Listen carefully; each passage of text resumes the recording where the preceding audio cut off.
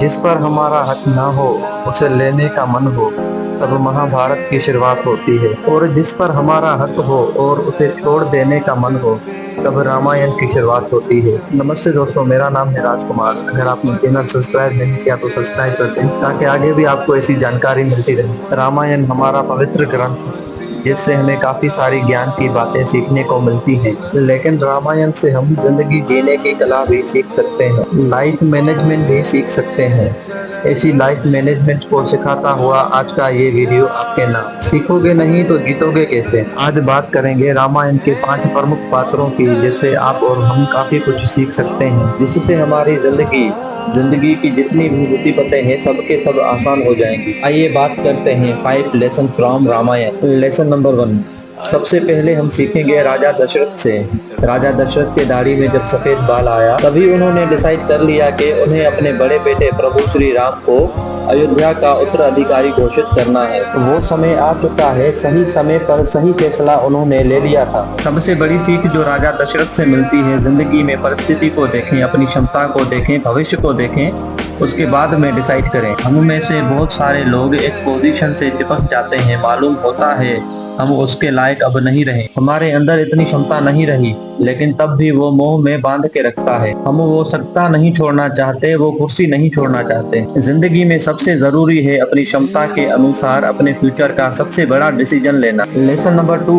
रामायण के सबसे मुख्य किरदार, सबसे मुख्य पात्र प्रभु श्री राम से क्या सीखें। जब वो राजा बनने जा रहे थे, उसी वक्त उन्हें मालूम चला कि उन्हें 14 वर्षों के लिए वनवास में जाना होगा। एक पल के लिए जो कुर्सी, जो सत्ता आती हुई दिख रही थी, वो सब कुछ चला गया। सामने था पिता का बड़ा फैसला, जिसमें उन्होंने कहा था कि आपको 14 सालों के लिए वनवास जाना है। वो सत्ता का सुख, वो राज दरबार का मोह, सब कुछ त्याग कर प्रभु श्री राम वनवास में निकल गए। ये रामायण की प्रमुख घटना है, जिसकी वजह से ये पूरी रामायण जो है आपके और हमारे सामने है। लेकिन ये सबसे बड़ी घटना, सबसे बड़ी बात सिखाती है, परिस्थिति चाहे जैसी आ जाए, जिंदगी में चाहे जो सिचुएशन बन जाए, कभी भी अपने कर्तव्यों से पीछे मत हटिएगा। प्रभु श्री राम ने जो एक एक बात रामायण में कही है, अगर उसमें से एक बात भी हम फॉलो करते हैं तो कोई भी मुसीबत हमारे आसपास नहीं आएगी। भगवान श्री राम का नाम लेना बहुत अच्छी बात है, लेकिन उनके आचरण को अपने जिंदगी में ढाल लेना बहुत बड़ी बात, क्योंकि जो चरण होते हैं वो मंदिर तक ले जाते हैं, और जो आचरण होते हैं वो भगवान तक ले जाते हैं। Lesson number 3।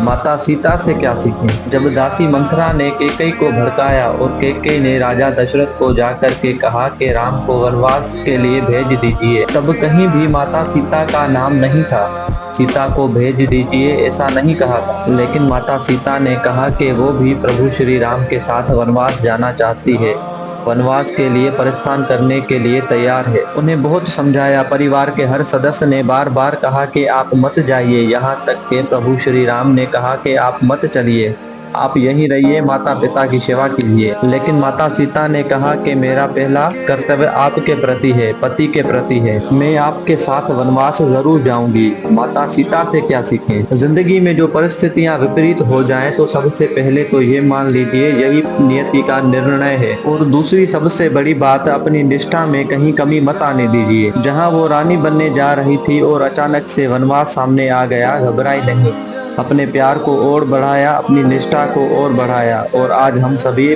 उन्हें माता सीता के रूप में पूजते हैं। जीवन में हमेशा याद रखिएगा, आपकी डेडिकेशन में, निष्ठा में, समर्पण में कहीं भी कमी नहीं आनी चाहिए। अगर हालात बदल भी जाए, तब भी अपनों के लिए वही अपनापन बरकरार रखिएगा। Lesson number 4।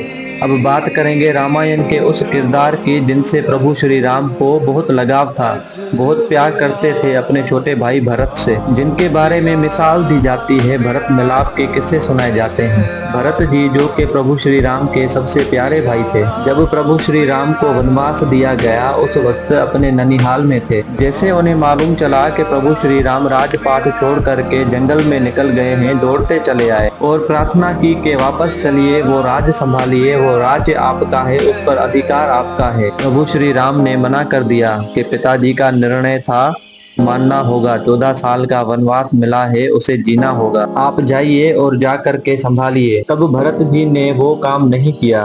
उन्होंने एक काम किया, प्रभु श्री राम के चरण पादुकाएं लेकर आए, उसे सिंहासन पर रखा और कहा कि ये सिंहासन तब तक भी प्रभु श्री राम का रहेगा जब तक कि वो वापस नहीं आ जाते। प्रभु श्री राम को कहा कि आपकी चरण पादुकाएं अयोध्या में राज करेंगी। भरत जी के बारे में कहा जाता है कि जब तक वनवास से प्रभु श्री राम वापस नहीं आए थे तब तक वो नगर से दूर रहे, जंगल में कुटिया बना करके बिल्कुल उसी तरीके का वनवास लिया जो कि उनके भैया राम जी रहे थे। सबसे बड़ी चीज, सबसे बड़ी बात जो सिखाते हैं भरत जी, वो ये है कि जिस पर आपका नियतक अधिकार नहीं है, जिस पर आपका अधिकार नहीं है उस पर अपना अधिकार मत जताइए, और जिस पर किसी और का अधिकार है उसे पूरी रिस्पेक्ट दीजिए। काम वही कीजिए, अधिकार उस पर जमाइए जिसके आप योग्य हों। यही सिखाते हैं रामायण के भरत जी। Lesson number 5।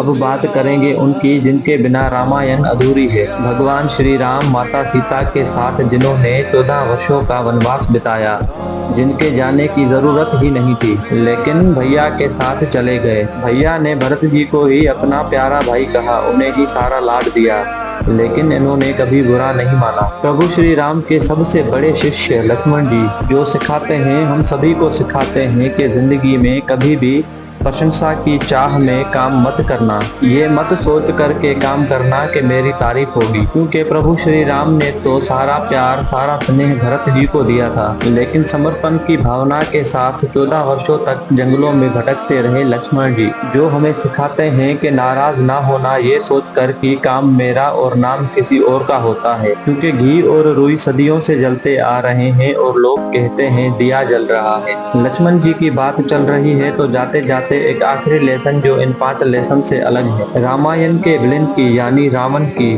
जो महापंडित था। लक्ष्मण जी को एक बात जाते जाते इस दुनिया को छोड़ते वक्त रावण ने कही थी। लक्ष्मण जी से कहा था कि लक्ष्मण, जिंदगी में, जीवन में हमेशा याद रखना, शुभस्य शीघ्रम, यानी जो शुभ कार्य है वो जितनी जल्दी हो जाए उतना अच्छा है, और जो अशुभ काम है उसको जितना टाल सके उतना बढ़िया है। उसको टालते चलिए और शुभ कार्य को जल्द से जल्द कर लीजिए। रावण ने कहा था, मुझे प्रभु श्री राम को पहचानने में देरी हो गई, वो शुभ काम में देरी हो गई, उनके शरण में जाने में देरी हो गई, इसलिए अब बिना उनकी शरण में जाए ये दुनिया छोड़कर जा रहा हूँ। बड़ा अच्छा होता अगर मैं उन्हें पहचान लेता और उनकी शरण में चला जाता, मेरी भी नैया पार हो जाती। और जाते जाते आपका अपना दोस्त राज बस यही कहना चाहता है, ऊपर वाले के दर पर भगवान के यहाँ चतुराई नहीं चलती, वहाँ सिर्फ भोलापन चलता है। याद रखिए, जिनके कपट दंप नहीं माया, तिनके हृदय बसहु रघुराया। ओके दोस्तों, इसके साथ में विदा चाहता हूँ, आपसे फिर मिलेंगे अगली वीडियो में। अगर वीडियो अच्छा लगे तो वीडियो को लाइक कर दें और चैनल को सब्सक्राइब कर दें।